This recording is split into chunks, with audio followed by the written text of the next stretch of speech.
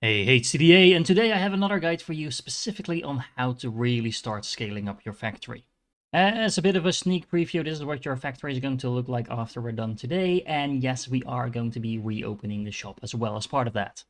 I'm going to do that by walking you through phase 5, which includes the Advanced Fertilizer and Coke recipes, which are going to solve all our fuel and all our fertilizing problems. We're going to have some fun with the Ethanol, which is a new type of machine that helps us actually do some magical stuff. And speaking of magical stuff, we also get to make our first relics in this phase. Last but not least, we have a couple of other very interesting and more factory-like items. We need some steel things to make cannons, which are going to be basically replacing any catapults that you might have. And then we have filter splitters, priority splitters, and priority mergers, which are just going to make our whole factory life a lot easier to organize. So let's dive in it. Just in case you didn't see my earlier guides, I highly recommend that you pick up at least the first 4 levels of customer management so you get a massive amount of your quest rewards, but you also get an additional random quest every day so you can make sure you have enough money flowing in. And the other 2 points that you have could go into anything, but I like fuel efficiency and fertilizer efficiency. If you're low on money, just put them in the same customer management as well, because that will definitely increase the amount of money you get from all of your quests. And I'm still not using the shop, even though you definitely can, so it's completely up to you whether or not you do that. First things first, let's get our fuel production under control, and we're going to do that by unlocking coke. So just unlock the ethanol, the coke as well. Do not unlock the steel ingot and steel gears yet, you simply don't need them yet, but feel free to pick up the splitters and mergers already. In my guide so far, I've mainly just put things on the floor and spread them out nicely like this. It's very easy to tell what's going on where, it's easy to reach everything, but it's not necessarily the most space efficient, and some people like building vertically. So I'm going to show you some alternatives on how to approach the game from now on. One type of vertical build that I really like is something like this. So this is basically just using the wooden blocks you've unlocked early in the beginning already, and the planks that you unlock pretty soon after. For some reason, if you copy a plank from a building, it doesn't always connect, as you can just see. So let me show you. You can connect the planks pretty close together, and you can make nice little shelves. If you place 2 shelves across from each other, they make a nice little plank. And that is a very handy way to make a raised platform. Getting things up and down those platforms is a little bit of a puzzle sometimes, but I like working with these laboratory stands and some lifts just to make that nice and clean. You can see there's like a single input line. In this case, this is intended for money, so I can always bring that up all of those levels. And then you can just fit in, for example, something like a saw in here, and then you can kind of switch those from side to side and make it easier to get everything out again. And here's an example of how that could look. It's a little hard to tell, but there's just table saws in here. It's this exact same build that I just showed you. There's one all the way on the top, so I have a total of 5 table saws here, which fit in half a platform. Well, if you would put them side by side, you would need over 1 platform to get them all on board. So yeah, it's a fairly easy way to organize this, and now I just have 2.5 belts of those table saws, or planks in this case, coming out. So definitely a lot more space efficient. Looks kind of nice from the side, maybe not as much from the front, but if you want, you can always just put some blocks in front and cover it up like that. It's a little bit of additional work, but it's completely up to you whether or not you prefer having access to your machines, or if you just want to have everything look nice and clean. In terms of the input and outputs, it makes the whole belting of money a lot easier as well, but keep in mind that it does slow things down because the first few machines will take up most of the money, so it takes a little while for this to get going if you set it up like that. Now, why am I talking about a very simple table saw setup? Because we're going to need a whole lot of base materials going into our next few builds. Before we get into that, I actually do want to make sure I point for something out. So when you build vertically, make sure that whatever you build still fits under your roof. Now, you can always make the roof higher, so in that regard, there's no reason to take verticality into consideration. But yeah, if you just want to use the normal size of a floor, then make sure your machines actually fit under it. And as you can see, a stack of 5 of these nice little table saws fits in quite nicely. Now let's talk about these new recipes and the different ways we have to make them. Because in this case, for example, Coke has 2 different recipes that you can use in order to make this substance. So yeah, you have some options here. First of all, you could make Coke by putting some charcoal powder into an ethanol, and you will get 50% Coke or 50% chance on getting 2 pieces of charcoal out of that. Now this is interesting because this suggests that this machine is random, but it's actually not. It's just going to be producing these 2 materials in fixed intervals, so you get exactly 50% of the time you get coke, and 50% of the time you get your charcoal. So it's pretty predictable still. However, you will need to deal with 2 different outputs coming out of this machine. And of course, this is where the filter splitter comes in. This is a thing you can place down on the ground. It actually looks really nice in my opinion. And then you can set an item for it to be split out. So for example, in our case now, if we would say I want to recycle the charcoal we get out of that production line, you can set that out. And then one of the outputs, so this is the one that is marked here on the top, will put out the charcoal, and the other one on the bottom will put out everything else that is on that belt. Now, when it comes to coke, you can make that from charcoal powder, of course, using the ethanol, but I don't recommend it. It is the most cost-efficient way to make coke, but it's by far more complicated than the alternative route, and that is by just putting some coal into a crucible, very similar actually to how you make charcoal powder, and then just getting the coke out. In order to get coal, all you need to do is buy a new resource that we just got, that is coal ore, put that through a stone crusher, and you get the coal straight out of that. So that's super straightforward. However, keep in mind that coal ore is actually 4,800 copper per item. So you're gonna get a fair amount of coal out of it, and look at these heat values, by the way.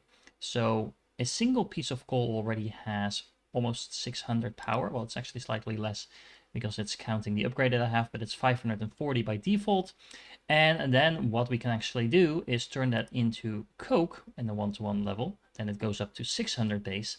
And then we can turn that coke into coke powder, again 1-to-1, and bring it all the way up to 660. That is a massive amount of fuel for a single item. If you compare it to the charcoal powder we've been using so far, that's 48. So you go up from a 48 base to a 660 base. So that's like 15 times as much. It is going to make fueling everything you have in your base a lot easier. So honestly, if you just want to keep things simple, all you need to do is just stack up a couple of stone crushers, put some coal on top of it, and you will get that coal flowing out already with a base value of 550, or with some improvements even more than that. And that is going to make fueling everything in your base a lot easier. Not necessarily cheaper, keep that in mind, but it is going to make things easier. However, if you want to optimize things a little bit further, you turn that coal into the coke and then into the coke powder. And we do the first step in a crucible. You need exactly 6 crucibles in order to process a full belt of coal.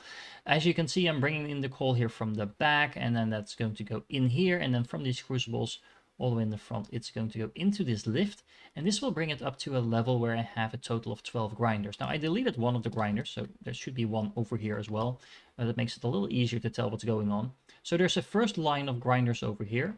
Then this lift over here brings up the remaining coke up here, and then that's going to go into these grinders. I really hope I don't get demonetized from saying that word so many times. I'm talking about the fuel type of stuff, YouTube. Anyway, yeah, so this is going to fuel in here, and then the powder is going to come out and then down this lift over here, recombining with the first line of grinders, and then that stuff is going to go into these 2 lifts. One of the lifts is going to go down here into the furnaces. A little bit of that powder is going to last your furnaces for a very long time, so you only use a fraction of what you are producing in terms of fuel in order to make the fuel.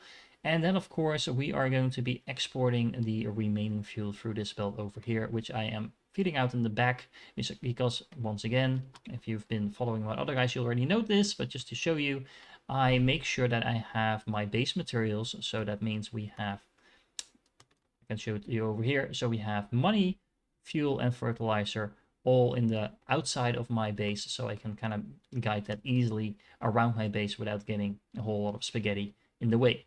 Yeah, so this is going to make all the fuel we're ever going to need. If you want to optimize things a little further, and I do suggest that you do that, all you need to do is bring that coal into 6 crucibles that you can see over here, and then put all of that stuff that comes out of that on a belt, then run it all the way back, and then put it into 12 grinders, so you need 2 grinders for every crucible.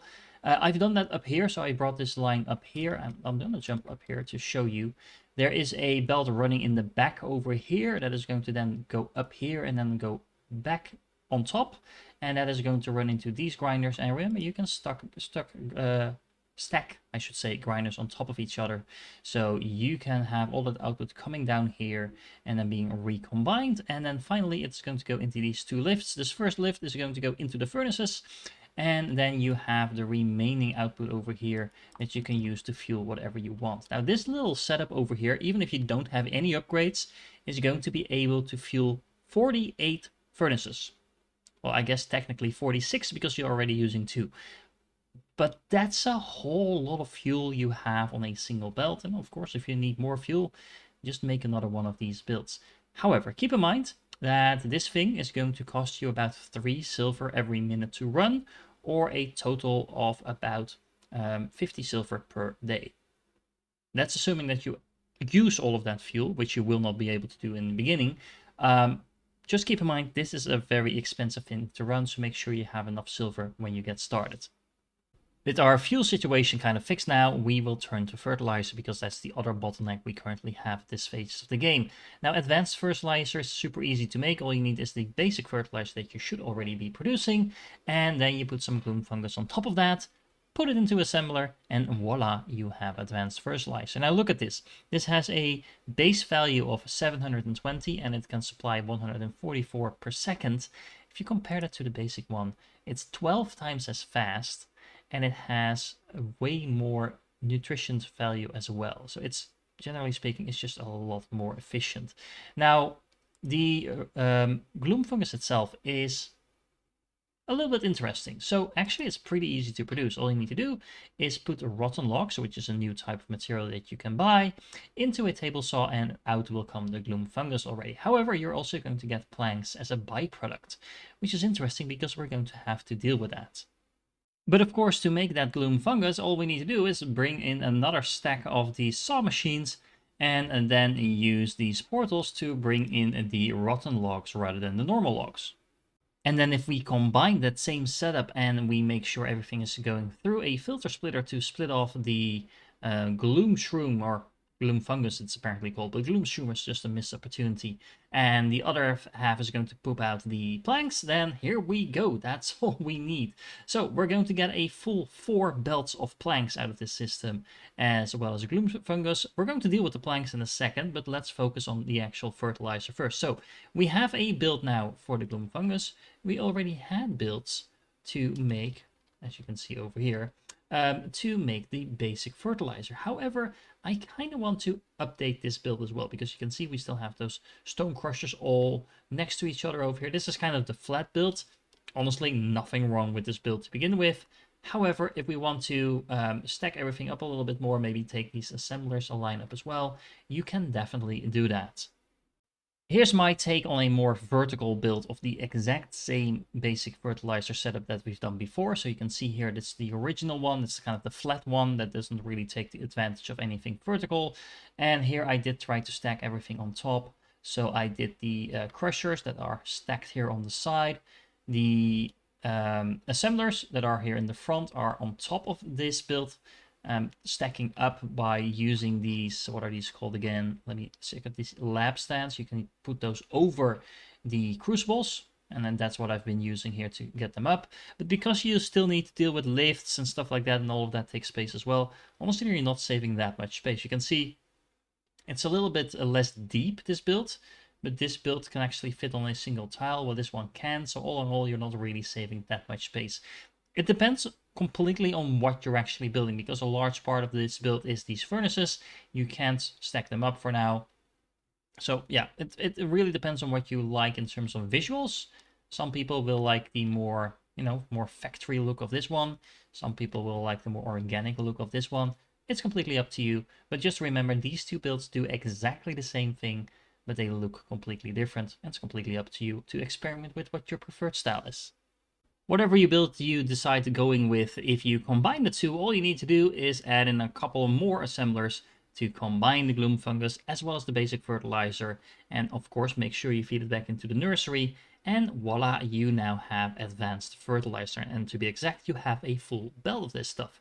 It will take a moment for this to actually get up and running, but once you do, you will have a full belt of it. Now, What is very interesting about this advanced fertilizer stuff is that it actually makes your nurseries produce at full speed. It caps out at 1 per second, but as you can see, we're now producing 60 sage per minute, while before, I can actually show you this with the other ones, we were producing at 20 per minute, so 3 times as much sage from a single nursery as long as you put in the advanced fertilizer stuff. So yeah, that's going to significantly reduce the footprint you would need to produce all of the things in terms of all the flax and sage that we're producing over here. In case you're wondering, I'm going to go with the stacked version of the sawmills. I kind of like that one, but I'm going to go with the original version of the fertilizer just because I like the looks of it better. Another thing to keep in mind is that not all of your powder production, your charcoal powder production, was actually aimed at fuel. You were using that, for example, to make bricks as well. So if you just want to make things easy, only upgrade the last fuel source that you made, and only one that wasn't dedicated only to fuel, for example, the one I had near my fertility potions. And then you can actually use that and connect that to the rest of your facility. You can see I'm using all the way around to the back. It does help if you connect your belts correctly though. There you go. And then that will feed all the way around your entire facility and should supply all your machines in time. When you start hooking up these materials that are much more expensive, you might want to change your bank portals or whatever you're using to put stuff on your belts to something that's a little bit more high in value. Now, the downside of putting silver on your belts is that it's a lot of value going into a single machine, but it helps speed up the replenishment speed of your belts in general. Just the 50 coins per stack is likely not going to cut it once you need over 4,000 for certain materials. Keep in mind that there's no real need to upgrade your previous built factories, mostly because, well, if it's working, it's working, so don't fix what isn't broken. I would recommend, if you have been following my build so long, that you do upgrade your fuel production and mix in at least one machine making the coke powder, just to make sure that you benefit from the maximum production of everything you've set up, because most likely fuel is going to be your bottleneck. Another consideration is that it's great that you're producing the advanced fuel in a build like this, but you're also going to get 4 belts of planks, and if you don't do something with them, this whole thing is going to come to a standstill. So, luckily, we have exactly the solution for that. Because that is where this new item comes in, the Jupiter. Now, this is a relic, and as you can see, one of these things will sell for 30 silver. So that's a massive amount. We can get to do other things with that stuff as well, by the way. But in order to make one of these, we're gonna need a truck ton of stuff. As you can see, the recipe itself takes 10 minutes to complete by default. So that's a long time. So you want to make sure you get this up and running sooner rather than later.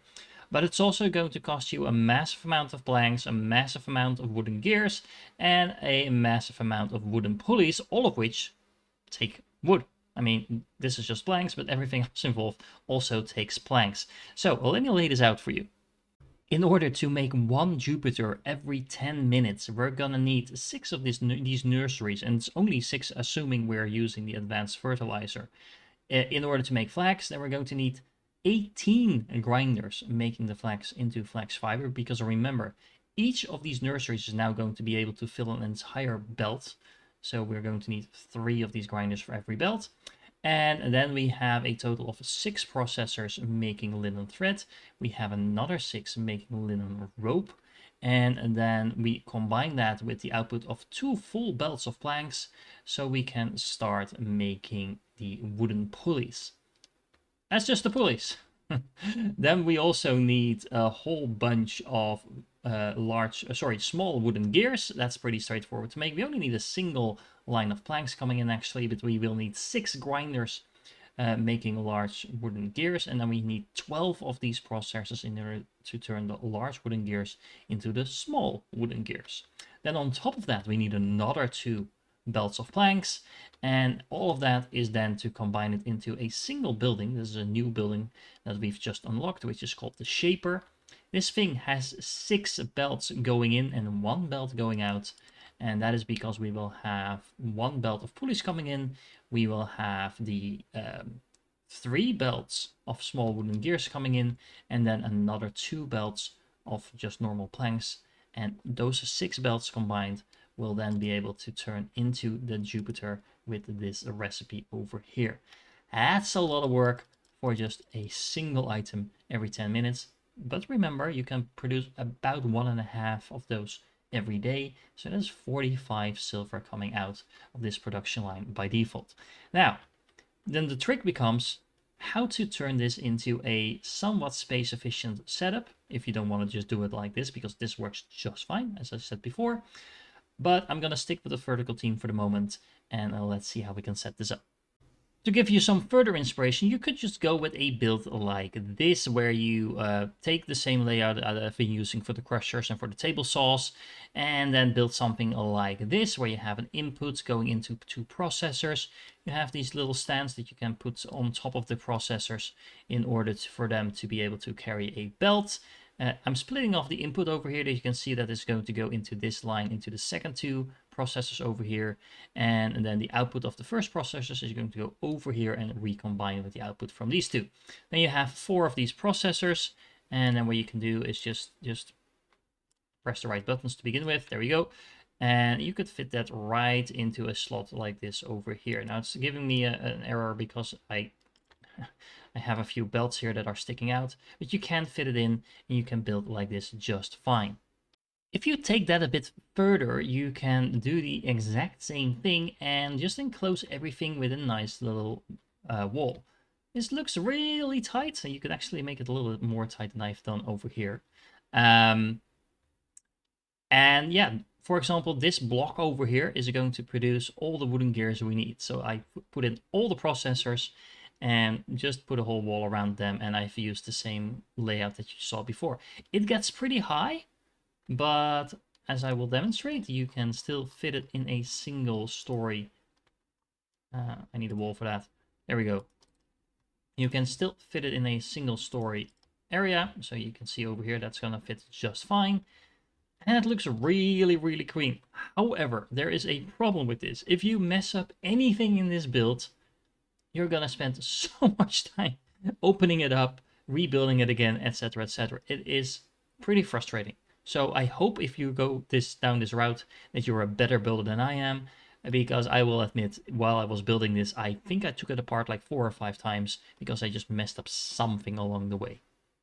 I would much rather go for a build like this that is not only quicker to build, but a lot easier to optimize in case you make any mistakes. So, just to walk you through it, we have the 6 nurseries over here. Those are each feeding into 3 grinders, so I have 9 on this side and a 9 on that side. Now each 3 of those grinders is feeding into linen, a linen processor to be exact. 3 of those processors on each side, filling into a full belt of linen that can then go into these 2 processors over here, feeding off 1 belt, and 2 processors over here feeding into another belt, making the linen rope. The linen rope then goes underneath here into these assemblers, making the pulleys. So that's half of the requirements that we need for that. But we also need a couple of belts of planks. I'm importing 4 belts of planks because remember the fertilizer build that we just made has 4 belts of planks to spare. So those 4 belts are, 2 of them are going to go into the assemblers in total, and then the other 2, the bottom 2 in this case over here, are going to go off to the side into the shaper. So that means that if we set this to produce the Jupiter, which apparently I haven't researched yet, but once we do that, we can set this to the Jupiter, so we have the pulleys and we have the planks. Then we only need the wooden gears. We need 3 belts of those, and those are super easy to make. So I'm doing that right here. We have 2 table saws making a full belt of planks. Then those planks are going to go all the way up here. So I have 6 grinders up here making those planks into the large gears. Then those are going to go down again over here on the other side. And then they are going to zigzag. All those large wooden gears are zigzagging down past a total of 12 processors stacked up over here with those nice little stands around them. And that is going to turn into 3 full belts of small wooden gears. So we have 1, 2, 3 belts, and those are outputting here in turn into the shaper, and that is everything we need to start making those Jupiters. Okay, so I also replaced my basic fertilizer build that I used for my potions with the advanced version instead. That's going to produce way more than this particular build needs, but you know, there's no such thing as having too much fertilizer. You can already see the fertilizer incoming over here, so that's nice. And that also means we now have a lot of planks to deal with, so let's get those Jupiters going. And there we go, everything is connected. Now you might see some of these belts getting stuck, at least in the beginning. That is probably because either the nursery is starting up, so you need to get the fertilizer in there for this to actually get up and running. And once this is up and running and everything else is supplied as well, you should see that this is starting to move non-stop. You can actually see the belts starting to slowly move now. The main issue is that because for the fertilizer, we're also relying on the gloom, and we are requiring the planks to be consumed in order to make this, but we also need to fertilize to get in there. There's kind of like a chicken egg situation where things might get stuck. Now, one way to avoid that is to have a priority splitter that passes on the basic fertilizer to the assembler that is making the advanced version, but that passes on the anything that gets backed up. So you can see right now this is not working completely effective yet, so all the remaining basic fertilizer is still being put on my fertilizer belt. That just means that my factory keeps working, but it will be working on the basic fertilizer until, well, we have enough fertilizer coming in here. It shouldn't take that long, but as soon as we have enough fertilizer getting in here that all of these nurseries are completely satisfied, basically at that point everything should be running non-stop. You can always kickstart it by just putting in some fertilizer, especially in the furthest away nurseries, to kind of kickstart it and get it going a little faster. One really nice thing about this particular machine, though, is that it will construct those Jupiters piece by piece. So you will actually have a little bit of demand rather than a giant demand all in one go. I do recommend that you pick up these Jupiters initially in a metal box and you do not start selling them right away. I'll show you why in a second, but first we have a couple of other things to finish up. First up on the list is steel ingots along with steel gears, which are just going to be made just very straightforward from the ingots themselves. However, the ingots are going to go into a ethanol along with the coke powder that we're going to need to produce.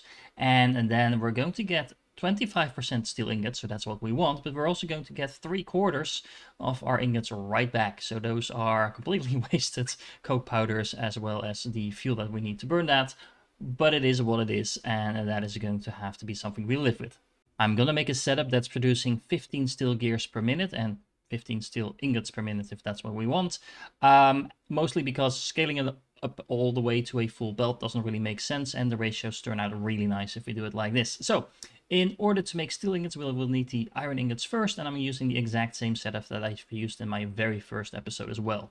So some small variations. I'm no longer fueling the furnaces with planks anymore, so we have this belt going in between with some lifts to make sure that the fuel reaches the furnace, but this will allow us to just use coke powder or whatever we have in terms of fuel.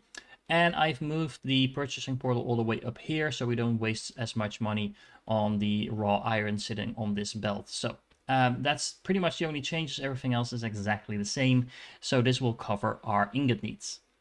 The second ingredient for the ethanol is going to be the coke powder. We're going to need a full belt of coal powder for that 15 per minute production that we want for the steel gears. Well, luckily, we already made a build to produce exactly that, so this is that. Now, I made one small adjustment because we actually do want that full belt of coke powder to go in. I'm fueling this from a secondary belt, so I'm no longer kind of having this fuel itself, but this is going to draw fuel from an outside fuel source. And then we have the entire full belt of coke powder coming here from the side, so we can actually use it in our build itself.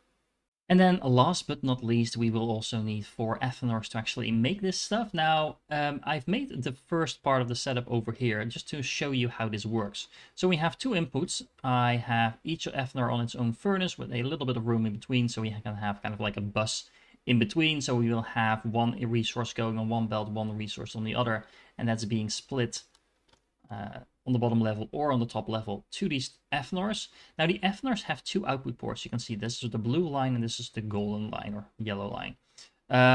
This is actually doesn't correspond with the locations of these. The main product that you're trying to produce is going to come out from the golden line, and then the byproduct is going to come out from the blue line.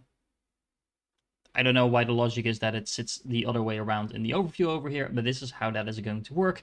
So you don't need to bother about filters or anything like that, as long as you make sure you hook up the golden lines to the golden lines and the blue lines to the blue lines. Then we can start connecting things up, and I'm going to leave a little bit of room between these furnaces and the coke production, because we also need to have some room to get all of these products out to make sure everything is on the right belt. Of course, I just showed you the processors, but those were producing nails in the iron setup, so we only need the smelters themselves because this is where the ingots are coming from. Now remember, we also need to recycle the ingots that come out of the Athenors onto the input belt, so we're going to have to do a little bit of spaghetti when it comes to merging all of these belts together. And there we go, I have added a secondary line of belts on top of the fuel input, and that is going to stream right back into the production center over here. And I've done the same thing over here with the actual raw iron ingot production on the left. Now I've connected the furnaces to the main fuel belt just to keep things a little bit more organized and simple. So I actually ended up changing this build even further just to align with this particular one. And then now all we need to do is connect up the coke powder as well as the output ports. Now remember that if you're building an Athenor, let me show you. You can actually switch the in and output ports around by pressing the T button as well.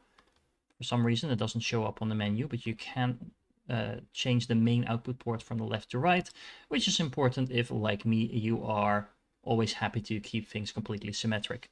And speaking of symmetric, I really like this output port over here. So all I've done is connect the output ports for the actual steel. So again, make sure you connect it up to the right ports. And every single one of these Athenors needs a processor in order to make the screws. But I also made this box on the side, so this is actually splitting off a little bit of the steel that's being produced from this Athenor, and have another one over here, just to keep, again, things symmetric.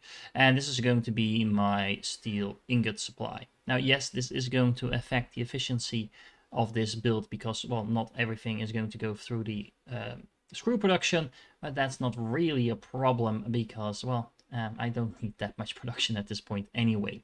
The processor output is going to go through a lift down here on this belt, and then recombine in a large storage box, which I put in the middle, again, just to keep things nice and symmetric. And all in all, I kind of like this build. It's not massive, but it's definitely starting to get up there compared to our earlier tiny builds that we've done in the last couple of guides. And with the steel gear and steel ingot production out of the way, all we need to do is wrap up the transformation potions, because that's of course what we need in order to do the main quest, and alongside of that we have the turquoise. But let's start with this first. So in order to make transformation potions, we're going to need gloom spores, and in order to make gloom spores we're going to need some yeast powder. So let's unlock all of that and let's make a pretty nice build. Working our way backwards, we actually find that we have most of this now completely prepared already. So in order to make the potions, the transformation potions, we need coke powder. We have a build for that, and we need something for gloom spores.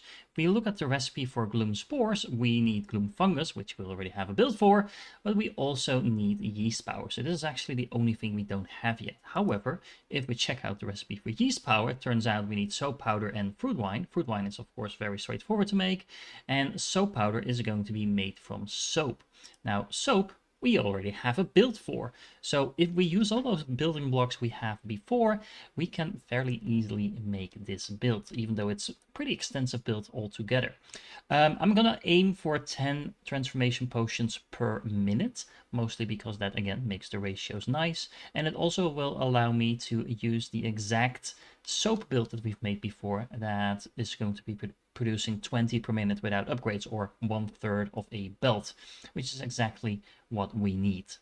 Okay, so step one, we have our little soap build. Now, technically, you can remove one of these nurseries because we only need a total of 80 flax per minute, and because assuming you use Advanced Fertilizer, it's going to produce more than that, so you can remove one of them. However, just to play it safe, I'm gonna leave it in. Now, the soap itself is not what we need soap powder, so all we need to do is add a couple of grinders and a blender for the fruit wine, and then we're good to go.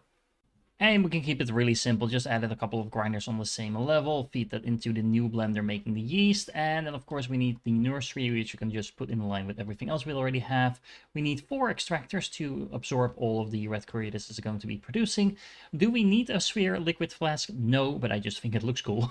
And then it's gonna go feed into that blender, and voila, we should have all the yeast we need. With the new metal stands, we can actually make a new vertical setup that's a little tighter and cleaner than the one we did before. I mean, this looks really neat and organized. You can also stack these up completely vertically. It's completely up to you. We need 4 of them in one way or another. We then need a couple of filter splitters in order to make sure we get the gloom spores out and we have the planks on a separate belt. We can then combine both of those belts with the gloom fungus and bring that into an assembler along with the yeast that is also being brought into this assembler to make the gloom spores. And then last but not least, we can bring up the gloom spore production as well as the coke powder that we're going to be using for fuel as well, and turn that into this assembler over here to make the transformation potions. Now, then all we need to do is add in, for example, a little storage unit. And voila, we can easily start producing those, what are they called? Transformation potions, that's the one. Pretty tiny build, honestly. Now, there is one risk of doing it like I've built it over here, and that's the fact that we're using the coke powder from the fuel belt in order to produce this stuff. So, if you want to play it safe, make a dedicated setup for the coke as well. And just feed it straight into this thing so it doesn't rely on other stuff being on the belt potentially messing this up. So like I've done over here, you can see there's only coke powder on this belt, so I'm 100% sure I'm not going to mess up my production if I hook it up to that. I'm also producing more coke powder than I currently need, so I can just put it in here and I know it will be running.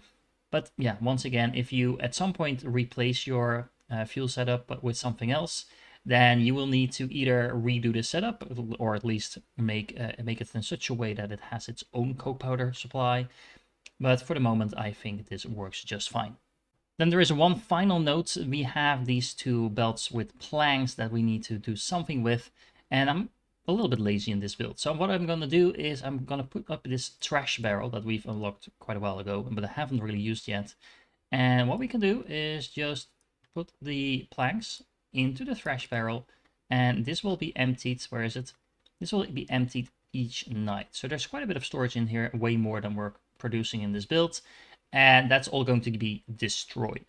Yes, so this is complete value destruction. It's actually the first time, other than the furnaces burning, in this guide, or series of guides I should say, that we're doing some sort of value destruction.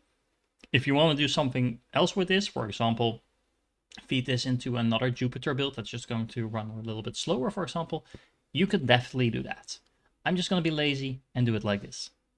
If you want to be a little bit more cautious about what you're destroying, then you can always just add in a storage box and a priority splitter so that initially the storage box will get filled up, and once this is actually full, then everything else will be destroyed. Of course, you in that case do need to actually empty this out every now and then, but at least you have the backup just in case you forget about that or you don't need the materials or whatever happens. Always make sure you have an overflow mechanic to make sure this build keeps running. But if you really want to optimize things, you could combine the potion build we just made with another fertilizer build, which will need net you another 4 belts of planks, which you can then combine into another Jupiter build. And since you're going to need plenty of fertilizer anyway, I do recommend that you do this, and then voila, we have another Jupiter build up and running. Now, the difference with this build compared to the previous build is that you don't actually need to bring in manual wood, because you can use the 5th belt, so the belt coming from the potion facility along with the 4 you already get from your fertilizer build, and then you have all the wood you need in order to make the Jupiters, which is kind of awesome actually. Now remember that some of that fertilizer is going to have to go into the Jupiter build as well, because you know we do need the flax production up here, but all in all this is a pretty efficient way to building, and that makes sure there's pretty much no planks going to waste. Now there's going to be a surplus of 20 planks per minute from this build if it's running at full speed, so you do still need the trasher, or you need some other way to get rid of those last 20 planks, but generally speaking you are going to be almost 100% efficient if you do it like this. Now, before I go into my final tips and tricks, let's make some turquoise jewels. Luckily, that is a super simple recipe because all you need is a nursery of each type, and then you need an assembler making the potions. You're also going to need another stack of those 3 stone crushers that we've used before. And then those stones are going to go into 12 grinders in order to make a belt of sand, and that sand is then going to go along with the potions into an assembler making the jewels. Now, this is only going to produce 5 per minute, so it's pretty slow, but it's all based on a single belt of throughput, so you can just copy paste this build as many times as you want, depending on how much you need. Personally, I went with setting up this build twice, just so you get 10 per minute, which is a pretty decent start. Even though that takes care of all the builds in this phase, you'll probably notice that at this point you're going to be struggling with your money supply. You're not really broke. I mean, you can see I actually have no money in my inventory, but if I walk around my base, I will find money just sitting on belts. So you can see that over here. There's quite a bit of money laying around, especially on the other side that has been running for a little bit longer. So, you know, you might feel like you're broke, but you're not actually broke. However, all that money being stuck in your base is going to be somewhat of an issue. So in order to deal with that, I suggest you do something like this. Ta-da! Okay, so basically all I've done here is open the shop again, and this is going to make sure you always have a little bit of cash flow. Basically, anything you sell in your shop will be sold at a profit, so there's no downside of selling stuff in your shop, even if you haven't really invested any upgrade points into that. So you can still do that if you want to, but you don't need to do that in order to make your shop profitable. Basically what this does is selling all your overflow production, so any production that you don't need to complete your quests, you try to sell that in the shop, and if you do, well, as you can see, people are lining up to buy my stuff. That is just going to make sure there's always a little bit of money flowing back into your shop. Now, the way I've set this up over here is just a simple table like this, and a couple of bank portals to transform that stuff into single silver, so it fits a little bit better on the belt. And then I have another box here that is also connected to these bank portals where I just dump all the stuff that I sell through the quests. I basically never keep a lot of money in my inventory. I just dump it in here, and whenever I need more money, I just go and complete a couple of quests. The shop itself is now set up something like this. So I have priority splitters over here that are going to feed into a couple of these small storage boxes. I find that typically 4 stacks, we have 4 stacks because there's 2 on top of each other, 4 stacks of storage is typically enough, and as soon as this is completely filled up, then the remainder of the stuff will be thrown through the catapult into my shop. So I'm only selling stuff that goes beyond a storage of a total of 4 stacks that sits in these storage boxes. Now the benefit of this is twofold. First of all, like I said, you're selling your overflow productions. As you can see, I'm producing way more soap and glass than what I can currently fit in my storage, so I'm just gonna throw that and put that on sale. But on top of that, it's way easier to complete your quests if you have all the stuff that you're producing really close together. So this is kind of functioning as both a shop as well as a mall, for those familiar with that term. Basically an easy way to pick up all the stuff that you need. Now you could, if you want, expand your mall with all the building materials that you need to build your shop, like planks and ropes, etc, etc. So some of that stuff is already actually included in your shop because, you know, gears and stuff like that is actually being sold. But yeah, it completely depends on you whether or not you want to do that. Now, I do kind of like this setup because it leaves a room for the customers to kind of wander around in the middle of your factory without them being all over the place, because they won't wander around your shop if there's nothing for them to get there. So they will keep themselves to this little middle area, so the actual factory is not going to be affected. Another thing that I really like about this particular setup is that it allows you to really easily have your customers kind of like walk in between your shelves, and you can also have multiple things next to each other because these catapults can actually reach over the shelves. You can see that happening here, for example, with my potions. Potions are just being transported from here over the shelves into this closet, and the same thing is happening here with jewels. They are just teleported over here. As long as you don't leave too much room or put everything too close together, this will function just fine. Your customers can actually reach over the shelves as well. So yeah, all in all, this is a pretty efficient setup, and it leaves you plenty of room to add in more materials as you continue.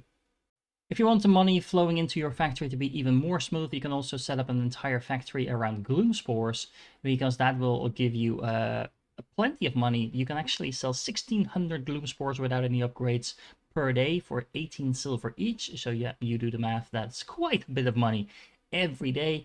And with the blueprints that we've made this particular episode, you can set that up very easily. Don't forget, there's also the bandage contract. If you haven't set up a factory to sell 800 of those per day, then you can also go ahead and do that. And between those two contracts, you should have plenty of money flowing in on top of the sales of your shop, on top of the quest rewards that you're getting. Yeah, you should be doing just fine on money. Then, last but not least, the Knowledge Altar. This allows you to turn your relics into experience points, which then in turn lets you get more upgrade points. And then, especially the first few points are really cheap to get. As you can see, I already got 2 of them, and I didn't even fully absorb my first Jupiter yet. So yeah, that is a lot of points just for a couple of Jupiters.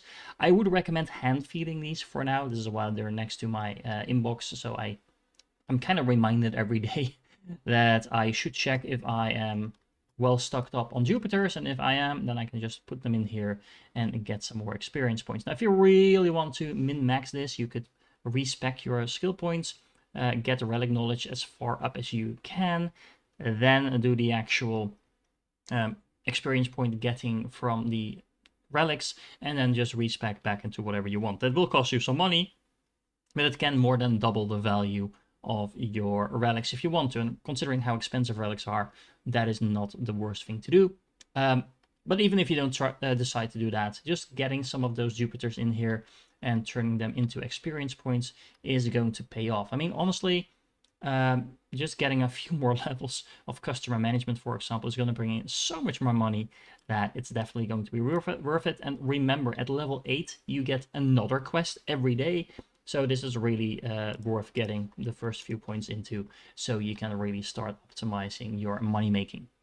Anyway, that is it for this guide. Next time around, we'll be dealing with the new cauldron mechanic that will completely change how you think about this game once more. But for the moment, I hope you found this useful. If you are still here, you're awesome, and I do hope to catch you in the next one.